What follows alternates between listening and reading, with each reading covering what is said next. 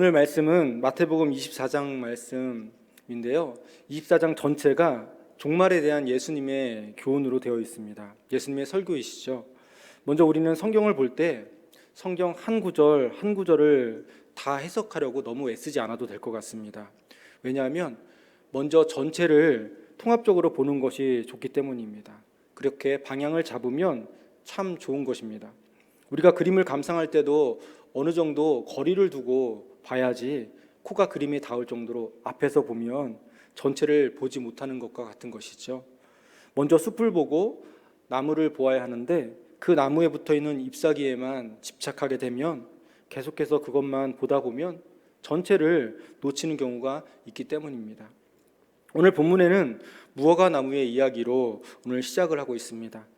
자연의 움직임을 보면은 우리는 어느 때인지를 그 때를 알 수가 있습니다. 그리고 그 때에 따라서 생활에 대비를 할 수가 있죠. 우리 봄이 되면 어떻습니까? 개나리가 피더니 벚꽃이 피고 또 어느덧 목련도 피더니 목련도 일찍이 지어버립니다. 그런 꽃들이 피면 봄이 되었음을 우리는 자연스럽게 알게 되죠. 그래서 봄이 되면 농부들은 밭을 가고 거기에서 씨를 뿌립니다. 그리고 여름이 되면 씨를 잘 가꿔주죠. 가을이 되면 곡식을 수확해서 창고에 드립니다. 그리고 겨울이 되면 또 월동 준비를 하게 되는 것이죠.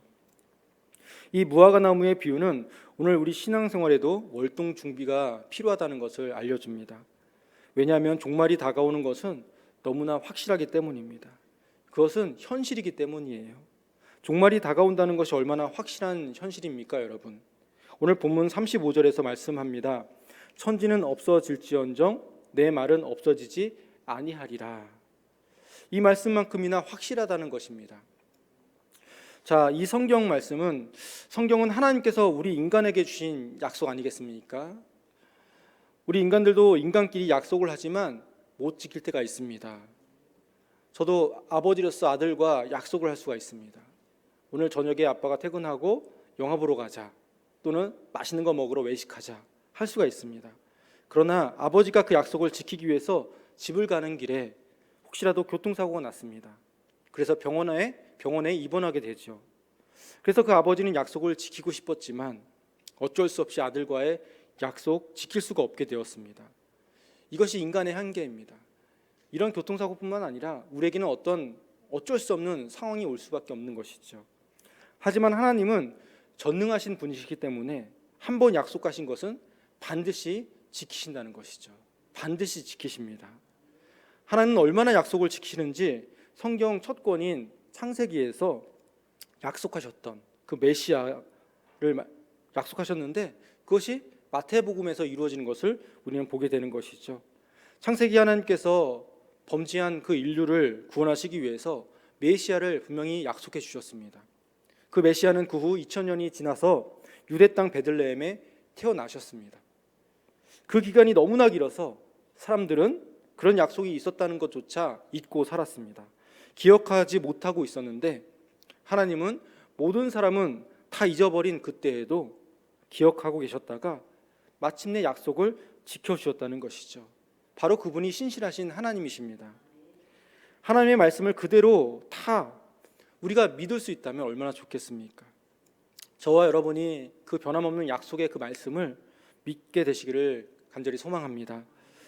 반드시 말씀대로 다 이루어질 것이라는 거예요. 천지는 없어질지라도 하나님의 말씀은 없어지지 않을 것이다. 이 하나님의 말씀을 믿으면 우리는 하나님의 영광을 꼭 보게 될 것입니다. 그리고 믿는 사람은 그 삶 가운데 하나님의 능력이 분명히 나타나게 될 것입니다. 우리는 주님이 말씀하신 그대로 세상 끝이 있음을 알고 늘 종말을 염두에 두고 살아야 한다는 것이죠. 이 종말에 대해서는 주님께서 몇 번씩이나 대존재를 강조하고 계십니다. 36절 말씀입니다. 그러나 그날과 그때는 아무도 모르나니 하늘의 천사들도 아들도 모르고 오직 아버지만 아시느니라. 종말의 이 시기는 감추어져 있습니다. 비밀이기 때문에 알려고 하지 말라는 말씀이죠. 하나님께서만 알고 있는 이 문제를 내가 알고자 하는 그 마음, 금한 것을 하려고 하는 그 마음이 바로 불신앙입니다. 이것만은 안 된다고 금하신 선악과를 건드렸기 때문에 인류는 죄에 빠지게 되었습니다. 모르는 것은 모르는 채로 내버려 두는 것도 신앙입니다, 여러분. 그것을 알려고 자꾸 파고들면 들수록 잘못되는 경우가 많이 있습니다. 이렇게 생각하면 좋습니다. 하나님은 우리에게 가장 좋은 것을 주시는 분이시죠. 종말에 대해서는 인간이 모르는 것이 좋기 때문에, 그렇게 판단하셨기 때문에 모르게 하신 것입니다. 종말의 때를 우리 인간들이 안다면 이 신앙생활에 큰 문제가 발생할 수 있기 때문입니다. 모르는 것이 은혜라는 것이죠. 몰라야 은혜 되는 것이 얼마든지 있습니다, 여러분. 만약에 저의 모든 것을 여러분들에게 다 드러나서 여러분들이 다 안다고 생각해 보십시오. 어떻게 되겠습니까?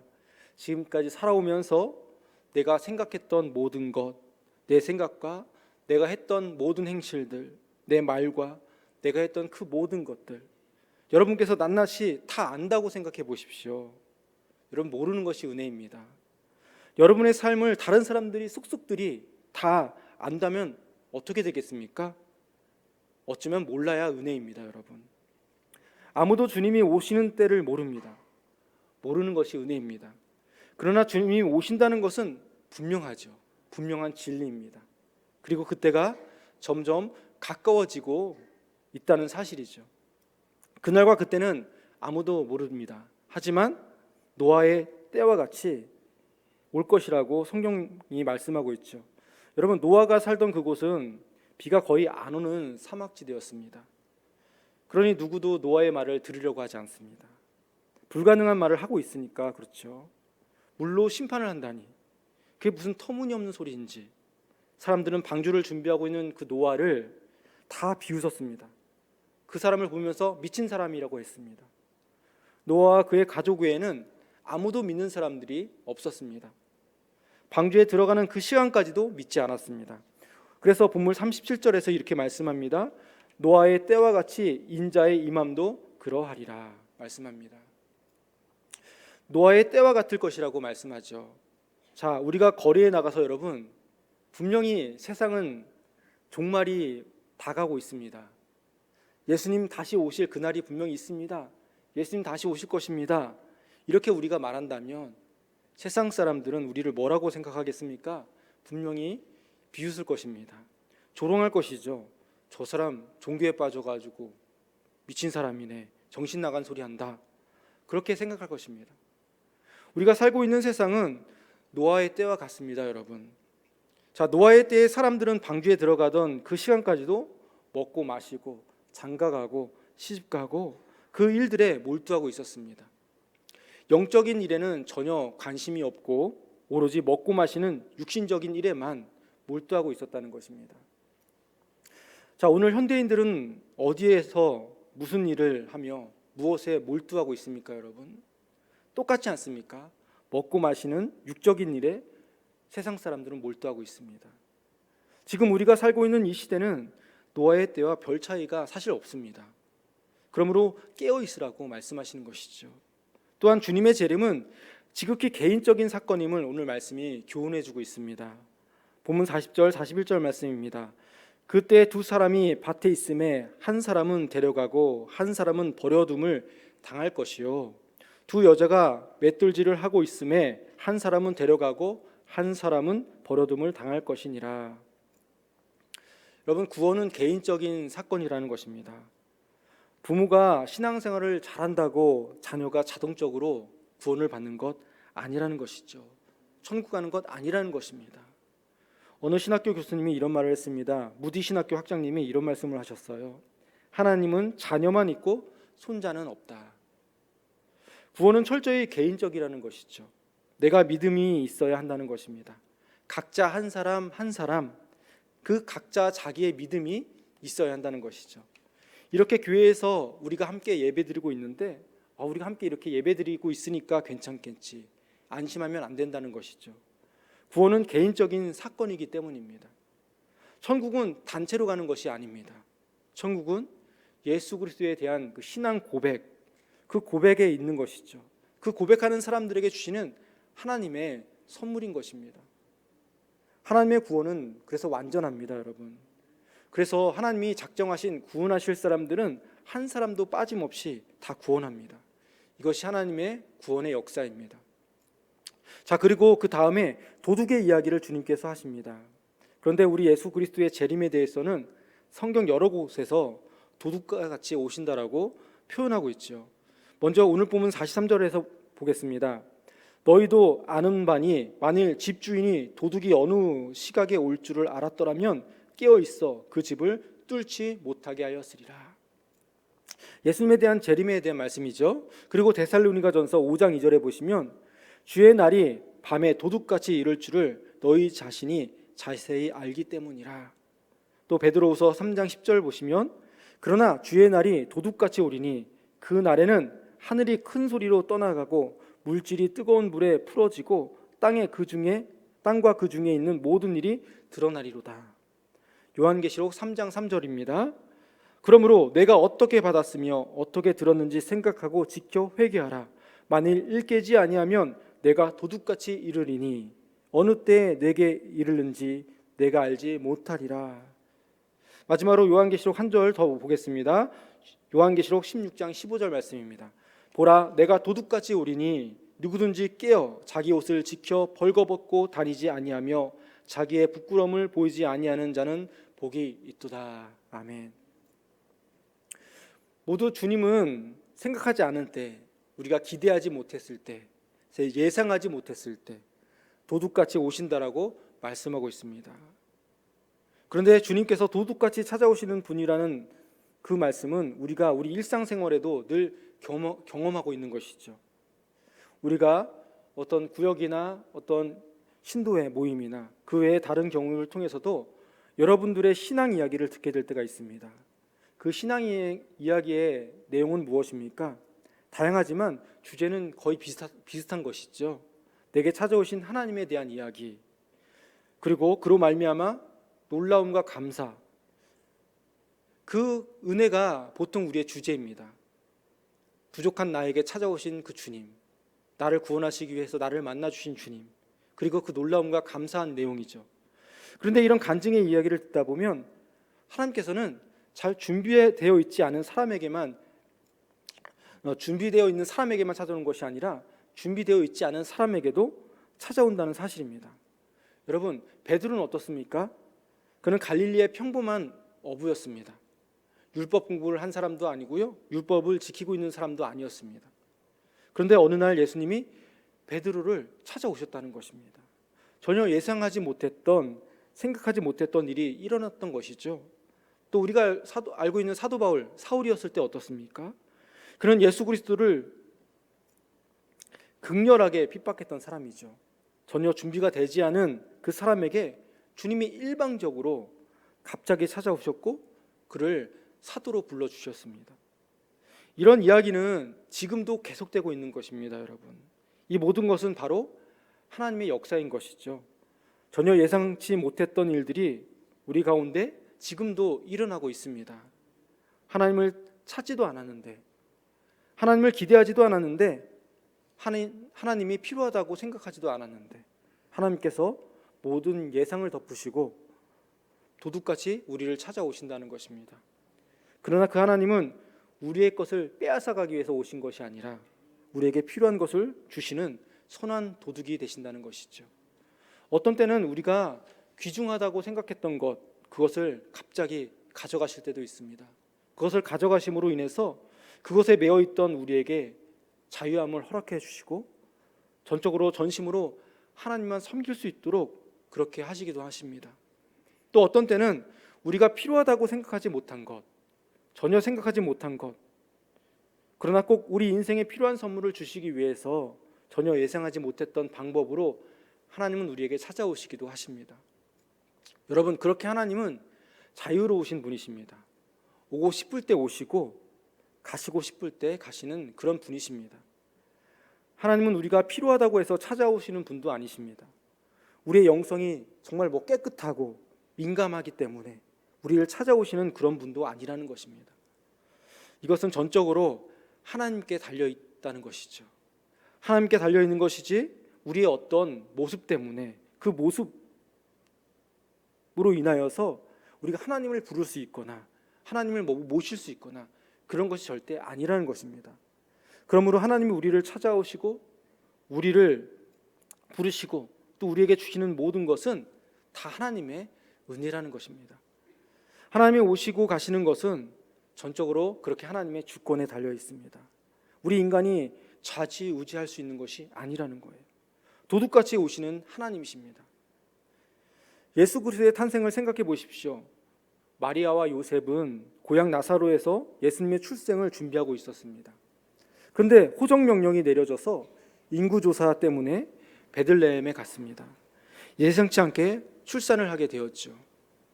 예수님의 초림은 예수님의 부모인 마리아와 요셉조차도 예상하지 못했던 시간, 예상하지 못했던 장소, 기대치 못했는데 정말 예수님이 도둑같이 찾아오신 것입니다. 주님의 재림도 마찬가지입니다. 우리 주님은 우리가 생각하지 못한 때, 아무도 예상하지 못한 때에 도둑까지 오신다는 것이죠. 그러므로 우리가 늘 깨어 준비하라고 오늘 말씀하시는 것입니다. 그럼 우리가 어떻게 깨어서 준비할 수 있을까요? 여러분, 우리가 자동차를 타고 가게 되면 먼저 하게 되는 것이 안전벨트입니다. 그 안전벨트를 차는 것처럼 우리는 말씀의 안전벨트를 차고 기도의 안전벨트를 차고 늘 준비해야 한다는 것이죠. 많은 나라가 실천하고 있는 것 중에 하나가 절대로 대통령과 부통령이 한 비행기에 타지 않는다고 합니다. 사고에 대비하기 위해서죠. 우리는 죽음을 미리 생각해 보아야 합니다. 요즘에도 가끔씩 하는지 모르겠는데 제가 중고등학교 때 한두 번은 했던 것 같아요. 수련회를 하게 되면 정말 땅을 이렇게 파서 관처럼 나무를 이렇게 만들어가지고 모의 장례식을 했었던 것이 기억납니다. 전도사님이나 목사님께서 이 모의 장례식을 진행하시고 또 한 명씩 들어가 보면서 죽음 앞에서 겸허히 하나님 앞에 생각해 보는 시간을 가졌죠. 우리는 언제 죽을지는 모르지만 언젠가는 죽는 사실은 확실합니다. 그렇기 때문에 우리는 늘 마음의 준비를 해야 되는 것이죠. 그러나 무엇보다 중요한 것은 내가 이 땅을 떠난 후에 나의 영혼이 어디에 있게 될 것인가, 어디에서 지내게 될 것인가를 우리는 잘 준비해야 하는 것입니다. 그러면 종말이 다가오고 있는 이 현실에서 우리는 어떻게 살아가야 할까요, 여러분? 어떻게 월동 준비를 해야 그것이 올바른 삶이 될 것인가? 그것에 대해서 오늘 주님께서 주시는 교훈이 오늘 본문 마지막에 나오는 두 종의 비유입니다. 하나는 충성된 종이 나오고 하나는 악한 종이 나옵니다. 이 두 종에게는 공통점이 있습니다. 둘 다 주인으로부터 일을 맡았다는 것입니다. 하나님은 모든 사람들에게 일을 맡기신다는 것입니다. 여기에 우리 인간의 존재 의미가 있는 것이죠. 여러분, 우리는 왜 살아가고 있는 것입니까? 하나님께서 내게 맡기신 그 일을 위해서 살아가는 사람들임을 여러분 기억하시기 바랍니다. 우리가 일이라는 것을 생각할 때 그 일을 한 세 가지 정도로 정리해 볼 수 있을 것 같습니다. 첫째는 누구나 하나님을 위해서 일할 수 있도록 우리는 되었다는 것이죠. 할 일이 없는 사람은 여러분 없습니다. 여러분 혹시 집에 뒤뜰이 있거나 땅이 있으신 분들 한번 땅을 파보시기 바랍니다. 깊게 파보면 그 속에는 이름도 모르는 온갖 벌레들이 존재합니다. 우리가 평생 한 번도 쳐다볼 필요도 없고 알 필요도 없는 그런 벌레들이 있습니다. 그런데 하나님은 왜 그런 벌레들을 창조하셨습니까? 그런데 그 벌레들도 필요가 있다는 것입니다. 쓸데가 있는 것이죠. 그런 벌레가 있기 때문에 땅이 비옥하게 되고 생태계의 균형이 유지가 된다는 것입니다. 생태학자들의 연구 결론은 이 세상에 존재하는 모든 것들은 필요 없는 것이 하나도 없다라는 것입니다. 벌레조차도 필요하다는 것이죠. 하물며 여러분, 하나님의 형상으로 지음받은 우리 인간이 목적이 없을 리가 없죠. 분명히 목적이 있습니다. 우리가 이 땅에 존재한다고 하는 그 사실은 하나님께서는 어딘가에 우리를 필요로 하시기 때문에 우리가 이 땅에 남아있다는 것입니다. 그러므로 우리는 나를 향한 그 하나님의 뜻을 발견하고 그 뜻을 이루어드리기 위해서 노력해야 되는 사람임을 여러분 기억하시기 바랍니다. 두 번째로 하나님이 우리에게 주시는 일의 종류는 다양하다는 것입니다. 저는 목회를 하는 목사가 되었습니다.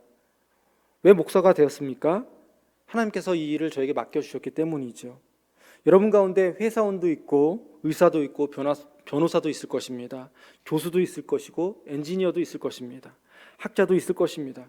혹은 전업주부도 있을 것입니다. 이 모든 분들 하나님께서 주신 은사입니다, 여러분.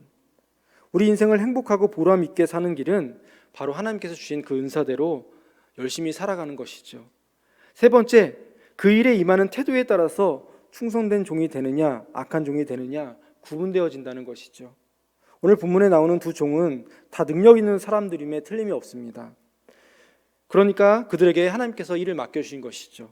그런데 그 일에 임하는 자세는 각각 다르다는 것입니다. 한 종은 주인의 유익을 위해서 충성스럽게 일을 했고요. 그런데 다른 종은 자기 욕심을 위해서, 욕심을 채우기 위해서 그 일을 했다는 것입니다. 여러분이 회사에 종업원을 채용했다고 생각해 보십시오. 충성스러운 종업원을 채용했다면 그 사람 때문에 회사가 발전하기도 할 것이고 좋은 분위기로 이루어질 것입니다. 하지만 악한 종업원이 들어왔다면 그 때문에 또 회사가 어려워질 수 있다는 것이죠. 왜 그렇게 자세가 다를까요? 오늘 예수님께서 그 이유를 말씀하고 있는데요. 그 악한 종이 마음에 생각합니다. 주인이 더디 오리라. 아직 주인이 오려면 멀었어. 자기 일에 게을리하며 의무를 감당하지 않았다는 것입니다. 그러나 우리 주님은 언제 오실는지 아무도 모른다는 사실이죠. 그러므로 항상 깨어 있으라고 하는 것이 오늘 본문의 말씀입니다. 어떻게 하는 것이 깨어 있는 삶이 되는 것일까요? 오늘 본문이 우리에게 가르쳐주고 있는 확실한 교훈이 있습니다. 그것은 오늘 오시든지 내일 오시든지 우리는 우리에게 맡겨진 그 일에 충성하기만 하면 된다는 사실입니다.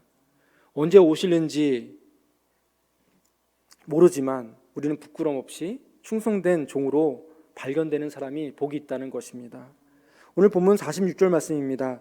주인이 올 때 그 종이 이렇게 하는 것을 보면 그 종이 복이 있으리로다. 이 말씀을 잘 보시기 바랍니다. 주님이 오실 때 흰옷 입고 산에 올라가 있는 사람을 보면 복이 있으리라 하였습니다. 주인이 올 때 그 종이 이렇게 맡겨주신 주인이 맡겨주신 그 일을 이렇게 계속 충성되게 하는 가운데 주님을 맞이하는 사람은 복이 있을 것이다 말씀하는 것이죠. 여러분 사실 하나님 오시는 그 때를, 그 마지막 때를 우리는 모르는 것이 복입니다, 여러분. 예전에 제 학생 시절 중고등학교 때 경험해 보면 집에서 동생하고 놀고 있었습니다. 아버지가 금요철화를 갔다 올 때까지 늦게까지 12시까지 막 노는 거죠. 놀다가 여기저기 어지럽히는 거예요. 그러다가 아버지가 오시는 걸 어떻게 할까요? 아버지가 오시는 시간을 대충 알잖아요. 끝나는 시간을 대충 알고요. 이 아파트가 디귿자로 됐는데 소리가 경유 이 트럭이라서 덜덜덜하는 그 특이한 그게 하도 들어가지고 이거 아버지 찬 것 같다. 그럼 딱 감이 옵니다. 그러면 동생하고 놀던 걸 다 정리하고 TV도 끄고 내 방에 가서 공부를 하면 공부하는 척, 자면 자는 척 이렇게 하는 거죠. 그리고 아버지는 아무 일 없이 아이고 조용히 잘 있었나 보다. 그리고 넘어가는 거죠. 근데 생각해 보십시오, 여러분. 사람은 속아줄 수 있고 잘 있었나 보다 할 수 있지만 하나님은 그렇지 않아요. 우리가 알고 있는들 노력하지 않고 있다가 하나님이 오실 때가 됐다. 하나님 다 알고 계신데 무슨 소용이 있겠습니까, 여러분? 저는 사실 결혼하면은 이제 내 마음대로 해도 되겠다 이런 생각을 했습니다. 그런데 또 이런 때가 있어요. 집사람이 광주에 와서 방학 때쯤 되면 우리 아들하고 서울에 한 일주일 정도 갈 때가 있고 보름 정도 갈 때가 있었습니다. 집사람이 얘기합니다. 여보, 빨래 지금 이렇게 모였으니까 꼭 돌려놓고 또 쓰레기도 꼭 버려놔야 되고 청소도 한 번씩 돌려야 되고 하신 거죠. 제가 청소를 안 하죠. 빨래도 안 합니다. 내가 또 그때는 한 번은 또 우리 아들이 장난감이 고장나고 있는데 본드로 붙여놓으라고 했는데 그거 아빠 꼭 붙여놔야 돼? 붙여놔야 돼? 그러는 거예요. 그런데 빨래를 제가 안 돌렸습니다. 쓰레기만 버리고 KTX 딱 날짜 보고 시간을 딱 보고 데리러 갔는데 와서 빨래한 거를 제가 깜빡한 거죠. 얼마나 얘기를 들었는지.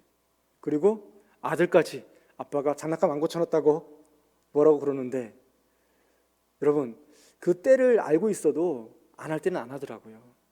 때를 알고 있으면 벌써 며칠이 있는데 그때 하면 되겠지 했는데 그게 잘 안 되는 경우도 있더라고요. 여러분, 하나님은 다 알고 계십니다. 여러분, 우리가 많은 사람들이 이 재림을 준비하면서 무슨 특별한 일이 필요하다고 생각하는 사람들이 간혹 있는 것 같습니다. 어쩌면 특별한 집회를 참석한다든지 어느 기도회에 들어가야 한다든지 이런 생각을 하는 부분도 있습니다. 오늘 본문은 그런데 그런 것에 대해서는 전혀 언급하지 않고 있어요. 맡겨진 일에 충성하는 가운데 주님을 맞이하라, 그 살아가 있는 환경 속에서 맞이하라 라고 하는 것이죠. 그 사람이 복되다 하는 것입니다. 어느 기도원에 들어가라고 말하지 않습니다. 어느 단체에 소속하라고 말씀하지 않습니다. 내 삶의 터전에서, 내 가정에서, 그곳에서 하나님 나라가 임하도록 살아가는 것이죠. 그렇게 재림을 준비하는 삶을 살아가라고 오늘 강조하고 계신 것입니다. 시한부 종말론이나 어떤 이단에 빠지는 사람들은 어떻습니까? 한결같이 삶의 현장을 떠나갑니다. 가정을 떠나가죠. 학교를 떠나갑니다. 자기 직장을 떠납니다. 교회를 떠납니다. 그러나 예수님은 단 한 번도 떠나라고 말씀하신 적이 없어요. 마태복음 24장 26절 말씀입니다. 그러면 사람들이 너희에게 말하되 보라, 그리스도가 광야에 있다 하여도 나가지 말고 보라, 골방에 있다 하여도 믿지 말라. 자, 광야에서 놀라운 기적의 일이 일어난다 할지라도, 그런 소문을 듣는다고 할지라도 현혹되지 말라는 것이죠. 그래서 광야에 나가지 말 거라고 말씀하고 있어요. 광야에서도 그런 일이 있을지라도 골방에 들어가지 말고 제자리를 지키라고 말씀하고 있는 것입니다. 학생은 학교를 떠나지 말고 열심히 공부할 것이라는 것이죠. 맷돌 가는 사람은 맷돌을 갈다가 주님의 나라에 옮겨갈 것이고, 일하는 사람은 열심히 일하다가 하나님을 맞이하라는 말씀입니다. 교사는 열심히 학생들을 가르치는 가운데 주님을 맞이하고, 찬양으로 섬기는 사람이라면 찬양으로 열심히 주님을 찬양하다가 주님을 맞이하라, 그렇게 말씀하고 계신 것이죠. 그리하면 잘하였도다, 착하고 충성된 종아, 그 칭찬을 우리가 받게 될 것이라는 것입니다. 우리의 계획과 우리의 시간과는 아무 상관없이 우리 주님께서는 예상하지 못한 그때 도둑같이 분명히 오실 것입니다. 그렇다면 우리는 항상 깨어 있어야 하는 것이죠. 우리 존귀한 예배자 여러분, 주님 오실 때 여러분은 깨어 있어 항상 충성하시기를 바랍니다. 저와 여러분이 그러여서 주여 내가 여기 있나이다 자신 있게 주님께 말씀드릴 수 있는 성도 되시기를 간절히 바랍니다. 주님, 우리 언제 오시든지 부끄러움 없이 주님을 만날 수 있도록 주의 일에 날마다 충성하는 저와 여러분 하나님의 존귀한 성도들 될 수 있기를 주님의 이름으로 간절히 축원합니다.